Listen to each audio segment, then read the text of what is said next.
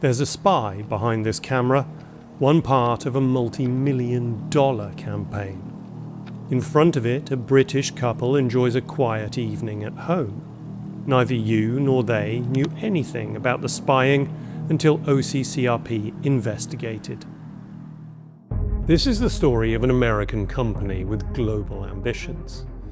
It bent the rules to achieve success, but it attracted unwanted scrutiny. So, it launched a wide-ranging campaign to spy on and smear its enemies.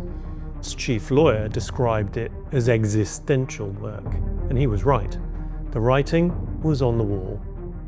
It reached the UK Parliament, playing upon fear of Putin's Russia. Where there are links between short-selling attack groups and the Kremlin, we need to know.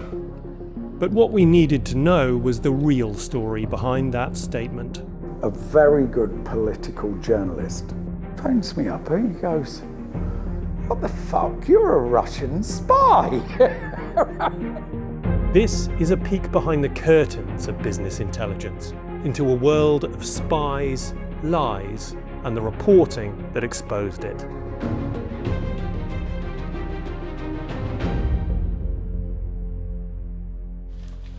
We begin in the English Midlands with a dog and her unusual owner. So my name's Fraser Perring and I'm a 51-year-old activist short seller. Fraser is an investor, but unlike most, he's not looking for companies that will go to the moon. He wants ones that will sink. We will spend months and months researching companies. Some of it we never publish because it unfolds anyway. Once he's found one that he thinks is a guaranteed failure, he takes a position. We borrow shares or bonds or bet against companies that have questionable valuations, implications of fraud, and generally, in our opinion, are worthless. That's what makes him a short seller, his choice to bet against or short a company. What makes him an activist is that he actively works against the company. He tries to tank its share price by shouting about it. What that usually means is a big publication, effectively a declaration of war. You're always questioning whether you're right, and you're only pulling the trigger when you believe you are. And that's essentially where we came to with Steward, the dodginess of essentially what they were doing. And it looked to be a complete Ponzi scheme.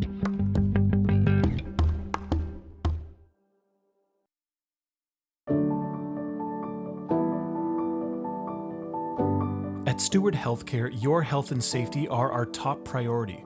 Steward Health Care became Fraser's target at the beginning of 2023. Outwardly, it looked to be booming with 39 hospitals and 43,000 employees. But Fraser and Viceroy Research thought differently. Everything everyone was saying was contrary to what was happening on the ground. Viceroy published a report accusing Steward of fake transactions, backdated statements, and outright lies. Run-down hospitals on the Mediterranean island of Malta had caught their attention. Steward had bought into a contract to operate 3 of them. They weren't able to pay their bills. And as was reported in the media, the lifts weren't working. But allegedly everything was fine. So you believe your own eyes and ears. Fraser's report said Steward acquired the contract knowing it was connected to corrupt practices. He didn't know it, but that report would set in motion a series of alarming events. Love the work we do and want to support us? Consider subscribing or become part of the movement. Join our Patreon. Links below the like button.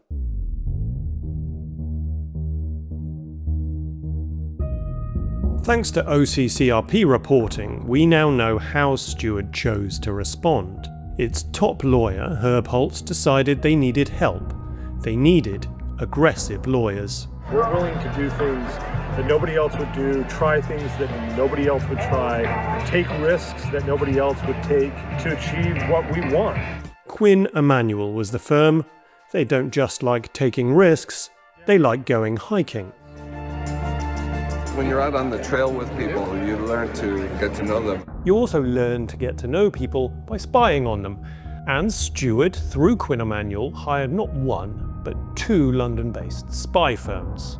Steward International is a commercial intelligence and investigations company. We operate globally. Currently, we are evacuating people from the Ukraine. Secondly, we are involved in doing due diligence in Russia. The first, Steward International, is led by a former British soldier and investment banker. It's Herb Holtz here, and I did just retain O'Dare today on a spare no expenses mission. That's audio obtained by OCCRP of Steward's top lawyer, Herb Holtz, describing his spare no expenses plans. Quinn Emanuel, O'Dare, those are the firms on whom we are relying for truly existential work. Quinn Emanuel also engaged CT Group, a firm that does private spying, lobbying and public relations. I'm General Sir Mark Carleton-Smith, formerly head of the British Army. If you'd like to know more as to how CT Group can support you and your business, please click on the link. Carleton-Smith had nothing to do with this, but if you can get the ex-head of the British Army to do your adverts, it's fair to say you're well connected. CT Group described its work for Steward as being to identify, evidentialise and deploy into the public domain information about its opponents. So let's recap. Steward's under attack, so they hire risk-taking law firm Quinn Emanuel. They in turn engage two private spy outfits, Steward International and CT Group.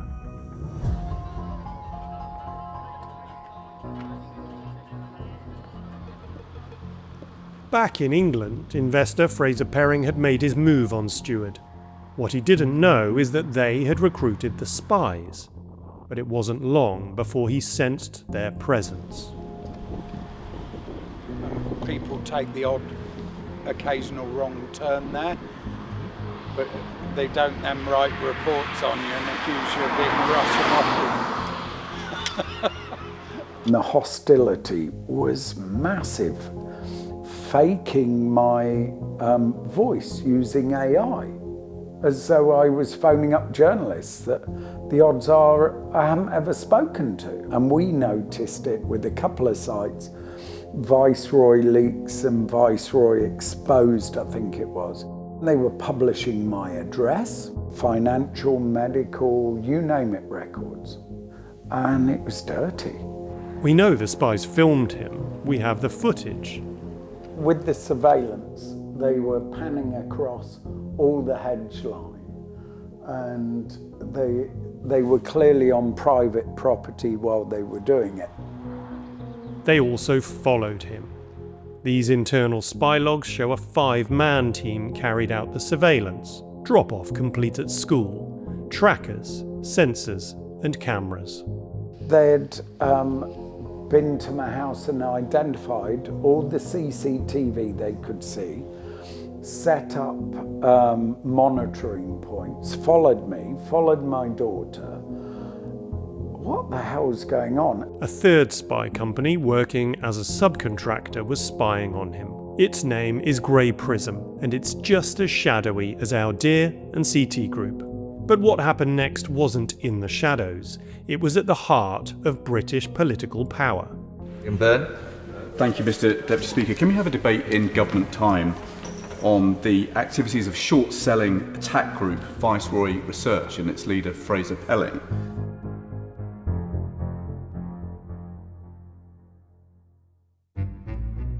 British MP Liam Byrne had seemingly out of nowhere asked a question in Parliament about Fraser and his group, and the government had replied that it would raise the issue with the security minister.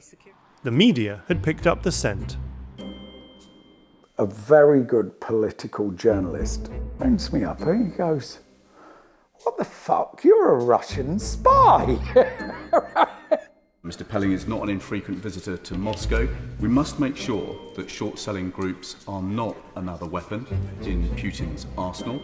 And so where there are links between short-selling attack groups and the Kremlin, we need to know. But the journalist had spotted a few problems, the least of which was that Byrne had pronounced Fraser's name incorrectly. He said, it's so fucking absurd. And I said, well, that's not very objective. How do you know I'm not? I wouldn't tell you if I was a spy. And he goes, he couldn't even pronounce your fucking name correctly. Mr. Pelling is not an infrequent visitor to Moscow. It was all a complete smear. So let me ask you the question though. Are you a not infrequent visitor to Moscow? Well, no. So we have one man and his dog, a short seller who targeted a healthcare firm. We have a company that sensed danger and hired a fighting force of lawyers and spies. Then online trolls attacked the short seller. Spies followed and filmed him, and finally, a British MP got up in Parliament and suggested he might be a weapon in Putin's arsenal, which all raises more than a few questions, which my colleague can answer. My name is Khadija Sharif. I'm a senior investigative journalist with the Organized Crime and Corruption Reporting Project. Firstly, why did an MP say that in Parliament? The question did not originate with him. It was sent to him on March the 2nd by Christopher Steele, a former MI6 officer who runs an intelligence shop called Orbis. Steele received a £30,000 donation to his firm and arranged for Byrne to ask the question. In Pering's case, the Ministry of Interior then decided to take it forward and to investigate the matter. Pering's bank accounts were frozen, his business effectively stopped, even his child's bank account at HSBC was frozen because Pering was now an agent of the Russian government, according to an elected parliamentarian who has immunity. It's the very highest level of propaganda you can access if you have the right MP in your pocket. Secondly, why did anyone think this was a good idea? These were people who were living large. They had private jets. The CEO traveled in a bomb-proof car, effectively like a rock star or the head of a mafia cartel. Why does the head of a healthcare company need to have a bomb-proof vehicle? And so they outsourced this to a private intelligence firm in the UK to create what they call false flags, which are smear campaigns against anyone that they felt was scrutinizing their activities. Now, Khadija also obtained some audio of the boss of Our Dear, Charles Blackmore, briefing his staff. Blackmore describes in this audio that Russia false flag has so offensively and thoroughly fucked Fraser Pering that he's basically done. We've done the best offensive false flag operation you could ever want to do. And we have honestly got it so far out there that he is so offensively false flagged that he's fucked. Yep. Okay, so in which case, brilliant job. And Blackmore says that if this was correct, he's fucked. And if it's not correct, he's still fucked. If, however, and this may well depend on intelligence, which is apparently security services are investigating it. If, however, that's the case, then we have also done the best flagging operation ever. So either way, win-win-win. But by June, months after he's been followed and he's been harassed and smeared, the client, who's Herb Holtz at Steward Health Care, is sending what Charles Blackmore calls bitchy messages. He wants more, he wants it now, and he wants the stakes to be upped. Our client is not happy with me at all.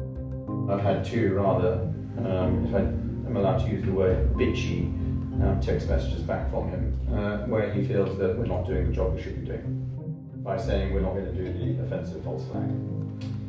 And he says you must do it. And Charles Blackmore tells his team at a high-level meeting, we've already thoroughly fucked him. What more can we do? But the client wants more, and the client will pay. That means even if the intelligence firm is saying, we've done enough, he's already aware of us, we're going to be caught out soon, money rules, Why should anyone care? Because this was not only a US story, this was a global story. To get a cash cow, they did a deal with the Maltese government for 2.1 billion euros, targeting 3 or 4 public hospitals in Malta. People died or became deathly ill when they couldn't access the services that they need. They outsourced UK intelligence firms because the UK is the shit pit of global intelligence firms. There's no regulation. There's no way to hold these people accountable. And they brought all of that back home to the US and carried out the scam as long as they could until they hit the point of bankruptcy. We're here this morning because very early this morning, Steward Health Care moved forward with a national bankruptcy filing. This bankruptcy is something that our administration has been preparing for. Steward's fight was existential. It had overstretched itself in the US, and it crashed. So it must be time to hold people to account, right? There were multiple layers of investigation and prosecution that had been set up in the US. When Trump came to power, that situation has changed. He's made sure of that by pausing things like the Foreign Corrupt Practices Act on day one. The day that Trump was signed in February, he had a very large number of one-day memos, and one of it included pausing the FCPA, quote unquote, to further America's economic interests. So now we understand that corruption is a cost of doing business. It's not something to investigate in order to maintain the public good.